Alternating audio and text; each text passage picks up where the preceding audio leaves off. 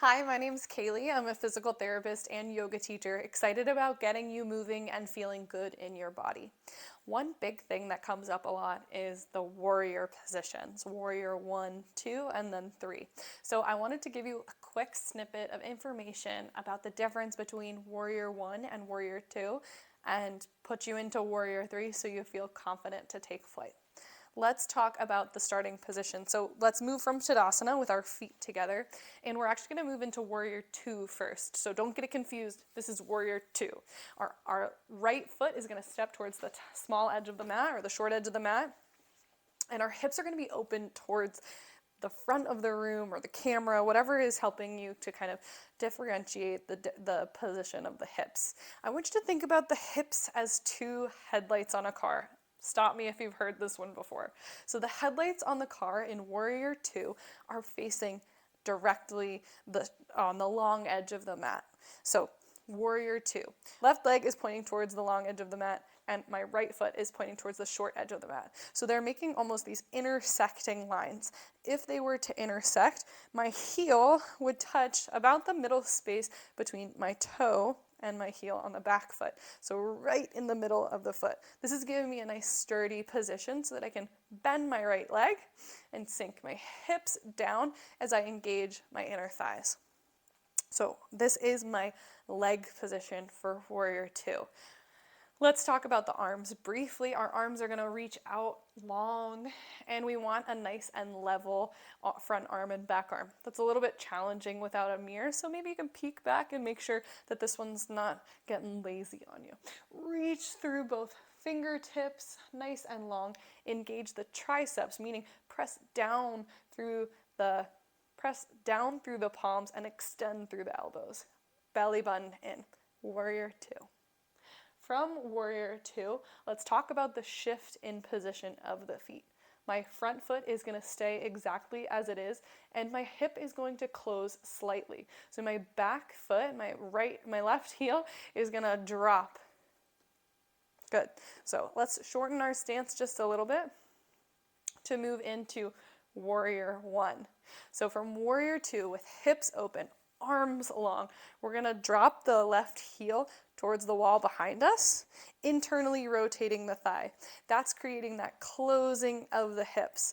Now, my headlights are not going to be able to get to the whole front of the mat.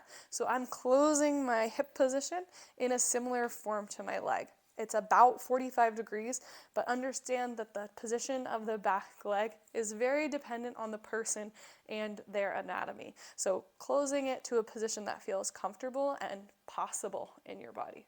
Again, bending through that front knee. So we're coming from Warrior 2 with the left toes facing the long edge of the mat to closing it. You can drop the heel back or bring the toes up to a 45-degree position, and the hip follows.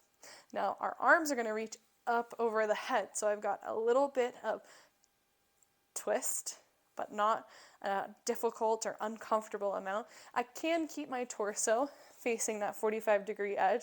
My preferred position is to turn my torso completely towards the short edge of the mat, but that's up to you. As we talked about a couple of times, I want you to think about bringing the bottom of the ribs and the tops of the hips together to create that connection of the core. Arms are reaching up over the head. Similarly to this position, we're taking all of that energy and pressing through the palms, almost like a magnet that doesn't want to touch each other, right? So we're pressing and lifting and bending. If this position is really uncomfortable in the back foot, you might do something like prop it up with a wedge block or with a pillow or a small rolled up blanket. Beautiful. So let's come back to Warrior 2. We're going to go on to the opposite side. I'm going to bring my back toes now towards the short edge of the mat. Nice and stable in this wide-legged stance. My hands can come to my hips. My left toes are going to face the short edge of the mat. So I'm creating that rotation of the hips. My headlights, my hip bones, are facing the long edge of the mat, and I'm bending through the leg. Good, so I'm gonna widen my stance just a little bit. And my arms are reaching out long.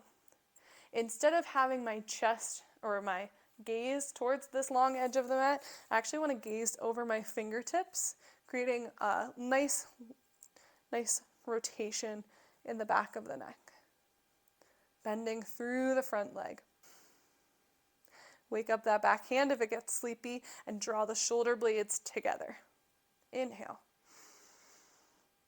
Now I'm gonna bring my foot in about 2 steps and then my toes 45 degrees as I drop the hips. I'm gonna reach this arm up over the head. This is my warrior one. So I've closed my hips from this position to about 45 and I'm rotating my chest towards the short edge of the mat. Bending through the front leg, I'm pressing down through both feet, all 4 corners, and I'm tightening my belly. And I'm reaching up through the sky, or reaching up through my arms. And my palms have energy between them, but they're not touching. Good. Let's come back to our wide-legged stance. So I'll move through warrior 2 and be back in wide-legged stance. Here's the plan. We're going to head towards warrior 1. So let's come to the back of the mat. Our arms are going to reach up over the head. And exhale the hands to the hips. Step the right foot forward. We're in a runner's lunge position. So now I'm going to rotate this back heel to the ground. I'm in my warrior 1 foot and leg position, tucking my tailbone and reaching my arms up over the head. Moving towards warrior 3, I'm going to shift my weight by pressing down through my back foot onto my tiptoes and hinging forward over my right leg. So I'm here in this warrior position. I'm starting to tip my weight forward. I'm going to give myself a little bit more room. I'm going to tip my weight forward and reach my leg out behind me. My right toes are facing the short edge of the mat and my left toes are pointing down towards the ground. Back down into warrior 1. Beautiful. Let's do it one more time. So arms are extending overhead, belly button is tucked. We're going to hinge at the hips, almost like we're pulling on something in front of us. Push off of the left foot forward and reach the arms either forward, at your side, or long behind the back. You are in warrior 3. Belly button reaches up towards the sky and toes point down to the ground. Beautiful. Coming down back into your warrior 1 position. Let's open that up to warrior 2. I would be remiss without touching quickly, briefly, on half moon pose. Similarly to this warrior 3, how we take off from the warrior 1 position, actually half moon pose we can take off from this warrior 2 position. And open hip posture is, this open hip posture is a good preliminary or prerequisite for getting into half moon. Grab a block just so I have something to put my hand on. You can always use a chair, a couch, or put your hand on the ground. So from this position, we're in warrior 2. Might even shorten my stance to give myself a little more of a spring forward. Bring my hands to my hips, wherever feels comfortable for you. As we hinge down towards the ground, we lift the back leg up towards the sky. So my grounded foot is facing the short edge of the mat, similar to that warrior 2 position, but this time with our hip rotating up towards the sky, our toes are facing the long edge of the mat, and you're in what looks like a warrior 2 position. So this is half moon. There's plenty of places to go from here, but I'm gonna get myself back onto the ground. Beautiful. So let's try these both on the opposite side. We'll come to the short edge of the mat. All right, so now we're going to step the left foot forward and we're in our runner's lunge. Our right heel is elevated, our hips are pointing towards the short edge of the mat. Reach the arms up over the head. We're going to bring the right heel down towards the ground. This is our warrior 1 position. Let's take off into warrior 3. This can be done from this position or from your runner's lunge position. So on 3, inhale, 2, and reach forward like you're pulling forward. Beautiful. Toes point down to the ground. Glutes are engaged, both sides of the glute, pressing down through the top, or excuse me, pressing down through the ball of the foot. Arms can reach overhead, be at the hips, or long behind you. Length between the shoulders and the ears. Stay for 3, 2, and 1. Come back down to warrior 1 position. Arms can reach up over the head. Let's open up to warrior 2. Back foot gives a little step back. Toes are facing towards the short edge of the mat. Back toes are facing the long edge of the mat. Breath in. We'll shorten our stance just slightly so we can move towards half moon, keeping the hips open.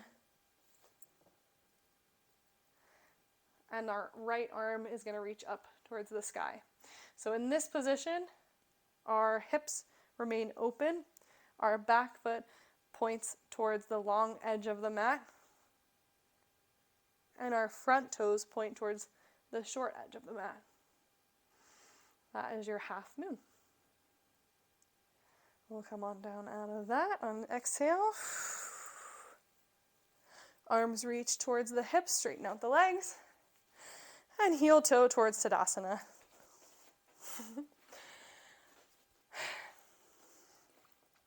Thank you so much for joining me on our little exploration of Warrior 1, 2, 3, and half moon pose.